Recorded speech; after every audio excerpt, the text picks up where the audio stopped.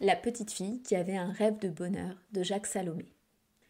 Il y a comme cela de par le monde des petites filles douées pour le bonheur. D'abord, elle était née un soir d'été, alors que dans le ciel éclataient les premiers feux d'artifice de la fête de la liberté. Par la suite, sa peau se gorgeait de soleil dès qu'apparaissaient les premiers rayons et, ses couleurs de miel ou de pain-bis, dont elle se revêtait, la rendaient éclatante de joie.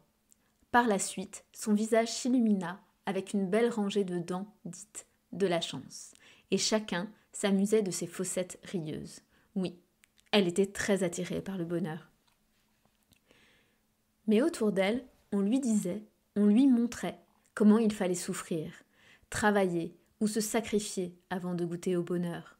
On lui avait même laissé croire qu'il valait mieux inscrire dans son corps quelques marques ou cicatrices révélatrices de sacrifices notoires, pour mériter plus tard un peu de bonheur. Comme elle n'avait aucun goût ni pour les souffrances ni pour les sacrifices, et qu'elle aimait rire dans le soleil, s'amuser, se réchauffer auprès d'amis, elle se trouva vite en conflit, et rapidement, elle préféra renoncer à son rêve de bonheur. N'y plus penser plutôt que de le détériorer ainsi. Elle le cacha au fond d'une malle. Très vite, le rêve perdit de son éclat et de sa vivacité. Puis, elle l'oublia. La petite fille, devenue grande, poursuivit des études, se maria et eut beaucoup d'enfants. Tout ce qu'il faut pour que, comme dans les contes, on puisse accéder au bonheur. Nulle ombre de bonheur ne vint effleurer sa vie. Elle vécut ainsi, avec économie, dans la persévérance, la peine, les obligations et les devoirs. Peu à peu, son sourire lui-même se figea sur son visage. Il lui arriva même de rabrouer ceux ou celles qui se permettaient de rire un peu trop bruyamment. Chaque jour, elle s'efforça de tenir convenablement le rôle qu'on lui avait appris.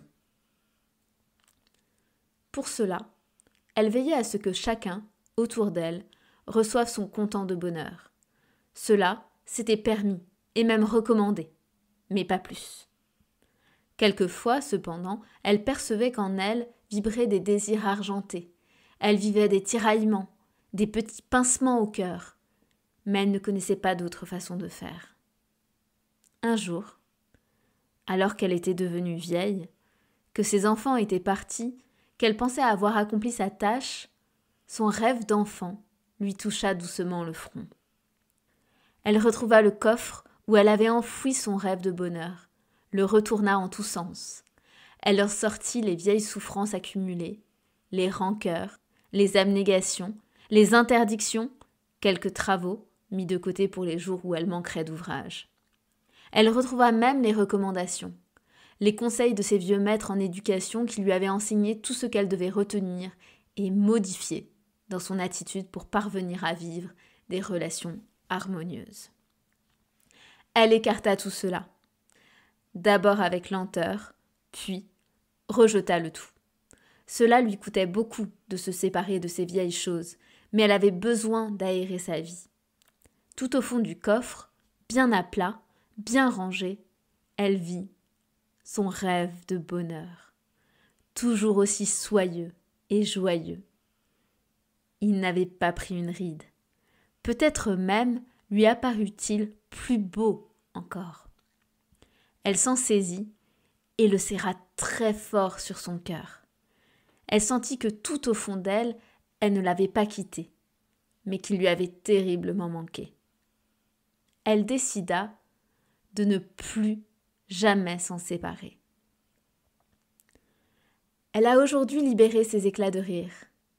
Elle s'est acceptée, avec chaque fois le même émerveillement, les plaisirs qui sont bons pour elle. Elle sait aussi s'éloigner des contraintes qui lui rappellent les efforts d'antan. Elle redécouvre précieux son besoin de bonheur, de cadeaux colorés à recevoir, à entretenir. Ceux qui l'approchent l'aperçoivent chaleureuse, rayonnante, authentique. Certains s'en éloignent, sceptiques, mais d'autres se mettent à leur tour à rêver de bonheur. Aujourd'hui, elle ne propose plus de recettes. Elle invite chacun à retrouver en lui-même ce très vieux rêve enfoui.